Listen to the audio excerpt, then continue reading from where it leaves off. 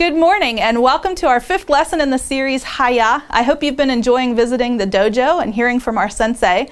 We want to thank our friends at New Spring Network. We're really thankful that they've shared this with us, and I hope that you've enjoyed this series. Today's the last lesson in this series. Next week is our church picnic, and we're going to be at the park, so we won't have regular children's church.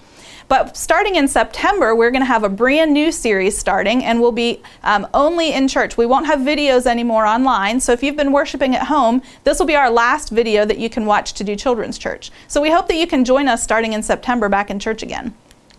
So remember, we've been talking about social distancing. We want you to keep a cow's distance in between you. You guys have been doing a great job with that. Thanks for listening to your teachers when they ask you to sit apart, and thanks for keeping your chairs where we put them in the classrooms. We really appreciate that.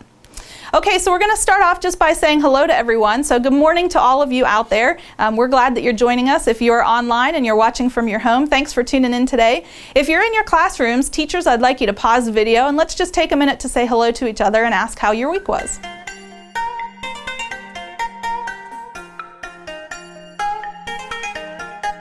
Welcome back. So it's game time. We're going to play a really fun game today. I know a lot of you like to play sports and you like to be outside and do lots of fun things. So that's what we're going to do. We're going to do a description of a sport, and you have to try to guess what sport it is. So the game is called What Sport Am I Talking About? And I'm going to read a little clue, and when you think you have the answer, I want you to jump up. If you're in church, I want you to stand on your feet, and when your teacher says, you can say out loud what it is, but don't give it away for those who are still trying to guess.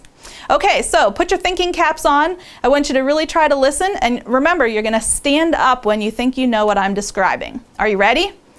Everybody ready to start? Okay, here we go. First description. What I'm wearing might look funny to some, especially the tight cap on my head. I've been compared to a dolphin because of how fast I am. When I'm finished, the first thing I grab is my towel. I'm very thirsty when I finish, but the last thing I want to do is drink water. What sport am I talking about? Okay, go ahead and shout out the answer. I hope you said swimming. Yes, this is swimming. Question 2. I have to be careful where I wear my playing shoes, for people mistake me for a tap dancer. My hat is necessary to keep the sun out of my eyes. Speed and great reflexes are very important in my game. Oh yes, and you have to bring your own sticks. What sport am I talking about? If you think you know the answer, go ahead and shout it out. I don't know, this was a hard one. The answer is baseball. They tricked you by saying sticks there. Okay, everybody sit down. Let's read our next clue. Most people think I'm crazy for doing what I do. I can't help it because I love it. It gives me such a rush. This sport has me going higher and higher. If you've ever tried it, I'm sure you would fall for it. Just one step is all it takes to feel like the world is yours. What sport am I talking about? This is a really hard one. The answer is skydiving. Now that's not really a sport, I guess, kind of an activity. Skydiving. I've never been skydiving. I don't think I'd want to be. Okay, next clue. Everybody sit down. It's cold where I play. I wear a helmet and shoulder pads because sometimes we get going so fast that we bang into each other and even crash into the wall. Many of my teammates have to go to the dentist a lot. What sport am I talking about? Go ahead and shout it out. It is hockey. That's right. I hope you said hockey for this one. Okay, everybody sit down. Next clue. You can't be afraid of speed when you're doing what I do. Going airborne is a normal way of life for people like me. Sometimes it takes a few minutes to pick the dirt from my teeth. We travel in tight packs, but it spreads out over time. What sport am I talking about? Go ahead and shout out your answer. Our sport is motocross, where you ride a motorcycle and race each other. Ooh, that sounds dangerous to me. Okay, everybody sit down. Here's our next clue. My sport has become the most popular sport in the world. It's called one thing in America and another thing in other countries. The score is usually pretty low because of how difficult it is to score. Lots and lots of running and tons of penalties are in these games. What sport am I talking about? Go ahead and shout out your answer. The sport is soccer. Yes, this is a very popular sport. Raise your hand if you play soccer. I know a lot of you do. Okay, everybody sit down. Let's do our next clue. It really helps to be big and tough and rough in my sport. Pigs don't appreciate us though. You get points by running and even throwing. You can even get points by getting the object through some golden arches. What sport am I talking about? Go ahead and shout out your answer. The answer is football. Raise your hand if you play football. I bet we have some football players in the room. Okay, I think we have one more. Let's read our clue. My sport is considered rather upscale, very popular in Europe. Women have become famous for doing this. The ball can travel well over 100 miles per hour. The score's weird though, and you have to be careful of the net. What sport am I talking about? Go ahead and shout out your answer if you think you know. The answer is tennis. That's right, tennis is a very fast-paced sport. All right, now it's bonus time. So I want everyone to sit down, and I'm going to give you a bonus question.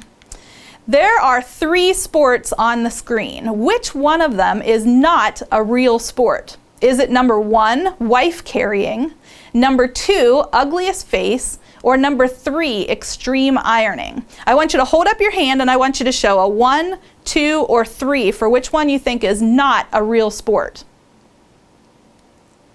Okay, here's the answer. I think you'll be surprised. The one that's not a real sport is number 3, extreme ironing. You can't iron when you're out on the water. That's kind of silly. Well, thanks for playing along. I hope you enjoyed that game. So we're going to go ahead and we're going to learn about our lesson for today. Take off the old, put on the new. So if you're not sitting down, go ahead and sit down, and I want you to do this with me. Take off the old, put on the new. That's right. And we want to start by reading our verse together. Now this is the last week for our memory verse. I hope you have it memorized. If you do, you can close your eyes and try to say the whole thing with me. Ephesians 4:23 and 24. And I want you to read it aloud if you can. You must be made new in your hearts and in your thinking. Be that new person who was made to be like God, truly good and pleasing to Him. So let's stop and pray before we start our lesson today. God, we thank you for our Bibles, and we thank you for the examples that we've gotten to read about of people who have taken off bad habits and put on good habits. Help us to learn today from your Bible. Help us to learn to be more like Jesus with every day that we live on earth. In Jesus' name, amen. Okay, so we're going to start with our fight song. So everybody stand on your feet, and we're going to sing together.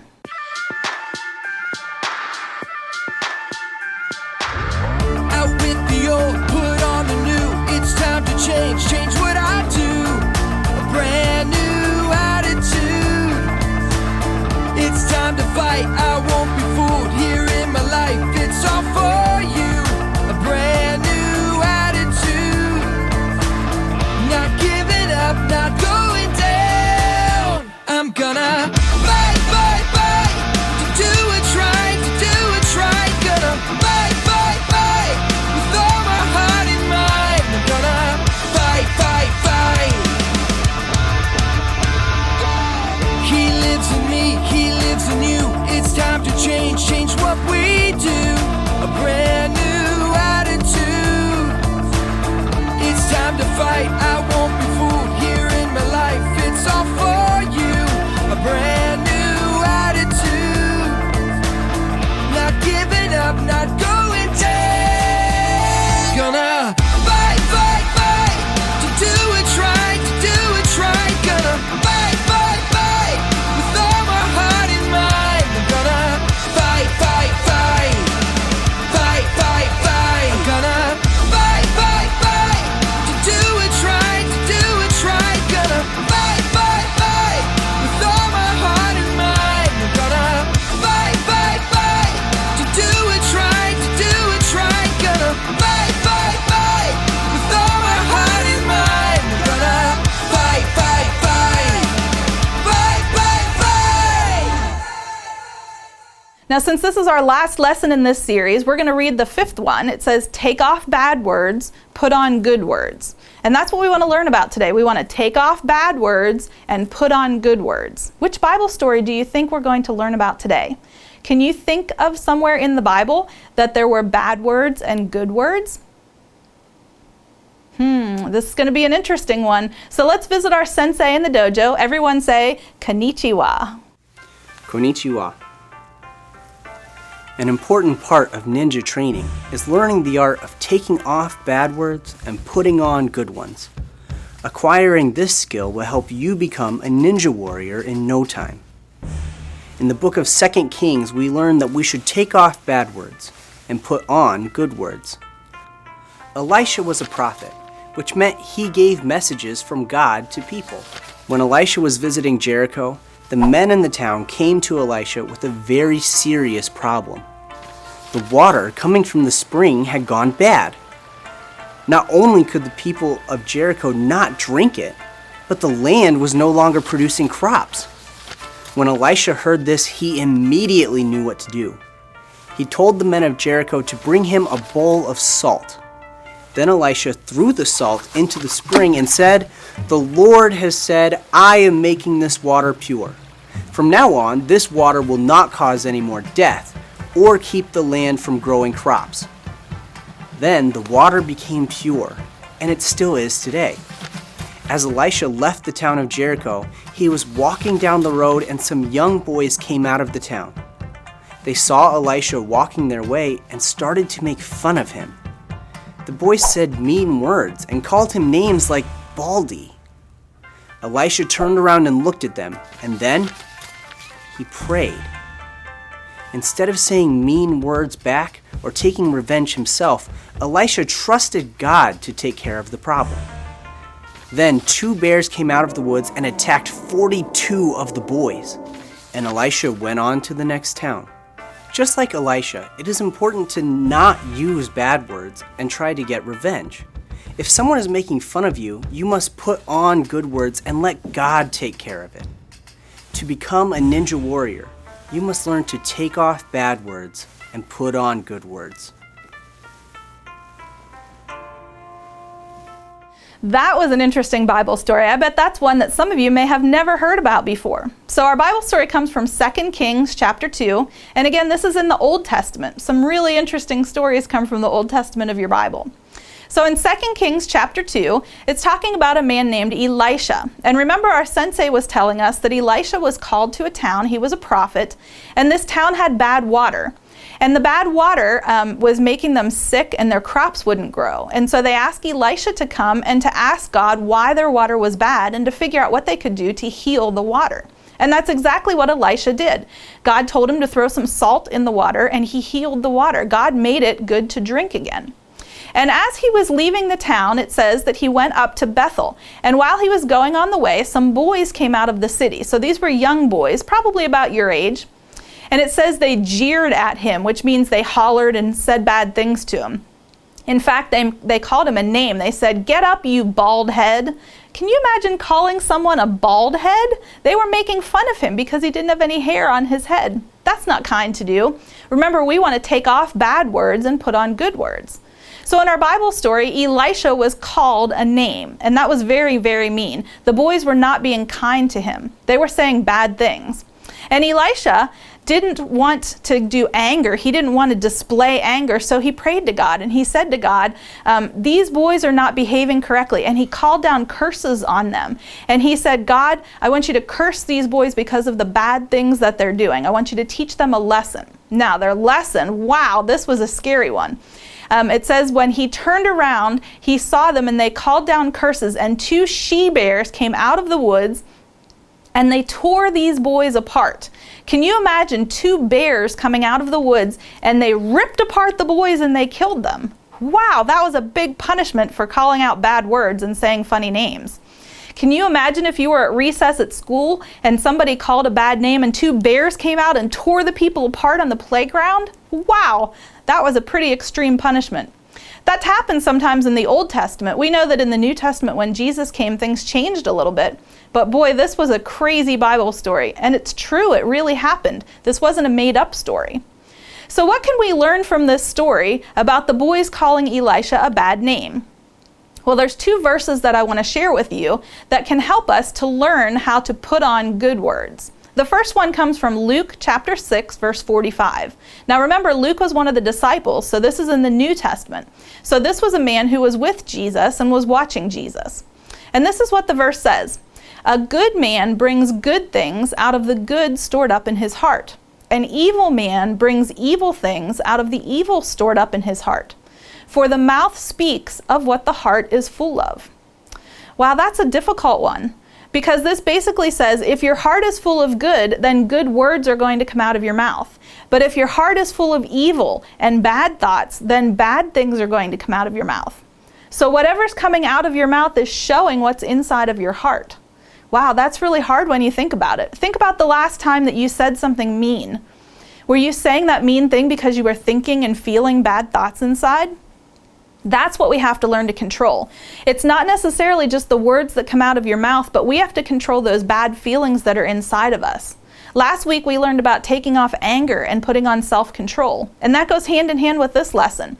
It takes a lot of self-control to get rid of those evil thoughts inside of you and to get rid of those bad feelings. And when the bad feelings are gone and your heart is full of love, then you're not going to say bad things anymore. The next verse comes from Ephesians. This is also a book in the New Testament. Ephesians chapter 4, verse 29. Do not let any unwholesome talk come out of your mouth, but only what is helpful for building others up according to their needs, so that it may be beneficial to those who are listening. Now that's an interesting one because it says that the words that come out of our mouth should be helpful and build other people up. So you shouldn't say something that's going to make someone feel bad about themselves. That's not building them up. You want to say things that are encouraging and helpful and things that will make them feel good about themselves. That's really, really hard to do. And that's a challenge for this week. I want you to really watch. What is your mouth saying to you? What is your mouth saying about other people? What does that show about what's inside of your heart? That's the part that you really have to work on, is what's inside of your heart. It's not just what comes out of your mouth, but it's what you're feeling and what you're thinking inside that you really have to work on. And you may need to stop and ask God to forgive you for some of those bad thoughts and to help you to get rid of that. So that when you are talking to people, even people that make you a little frustrated, you have good things that are coming out of your mouth instead of bad things. So teachers, we're going to stop here for a minute. And I want you to talk to your class about some examples of when you can stop yourself from saying bad things and you can change those into good words. You might even have some examples of how you've had to change some of your thinking and some of your feelings so that you don't have evil things coming out of your mouth. So go ahead and pause the video and I'll see you when you're done.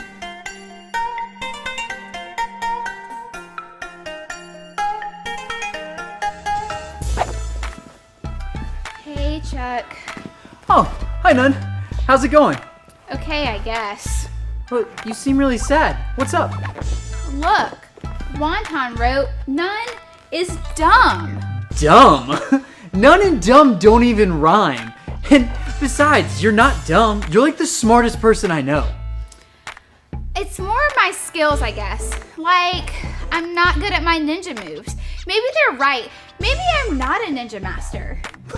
Nun, you're the master of disaster. Your moves are like epic. You know something? You're right, Chuck. I'm not dumb. I know what will fix this. Payback. Oh, Nun, it's not really what I had in mind. Here you go. One smells a ton. But, Nun, I mean, really, what are you doing? Why don't you just be quiet, Mr. Chuckles? Chuckles, really? You know I hate that nickname. Why would you call me that? I'm sorry, Chuck. I shouldn't call you names. I guess I was just really upset about what the poster said. I didn't realize how I was talking to you. It's okay, Nun. We just have to remember that ninja masters take off bad words that can hurt people's feelings and put on good words, you know, that can make others feel great. You're right. I shouldn't say mean things, even if someone tries to hurt my feelings. Thanks, Chuck. Now, what do you say we change this up? None is fun? Yeah, it rhymes and everything. Okay, now let's go practice. I hope you learned a lot from this lesson. Let's see if you were a good listener today. We have 5 questions today. Question number 1. What was the name of the prophet who was in the story today? His name was Elisha. Now remember, there was a prophet named Elijah that was kind of his mentor, but today's lesson was about the prophet Elisha. Question number 2. What name did the boys call Elisha? This name we should not repeat. We shouldn't use this to call names, but what did the boys call him? They called him a bald head. They were making fun of him for not having hair on his head. Question number 3. What happened to those boys? This is where the scary part comes. They were actually cursed, and 2 she-bears came down and ripped them apart and killed them. Question number 4. We need to take off bad words and put on what? take off bad words, put on, I hope you said good words. We want to put on good words. And finally, question 5, instead of making fun of someone, what should we do? What did our verse tell us that our words should do? The verse from Ephesians said that we should build them up, that our words should be helpful, and we should only say things that build other people up and encourage them. We should use good words. So that's our lesson for today. We want to take off bad words and put on good words.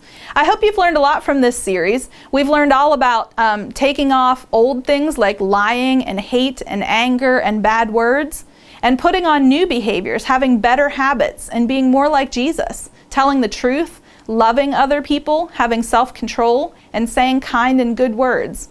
I hope those are things that you can continue to work on. And especially as we're all starting back to school and we need to have a lot of patience with each other, this is a great time to practice some of these new habits that you have. Even if you're doing school at home with your family, I know it's going to be really important for you to have truth and love and self-control and good words in your heart. So let's really work on those things this week. And I hope this can become good habits for you your whole life long. Okay, so we have 2 more things today.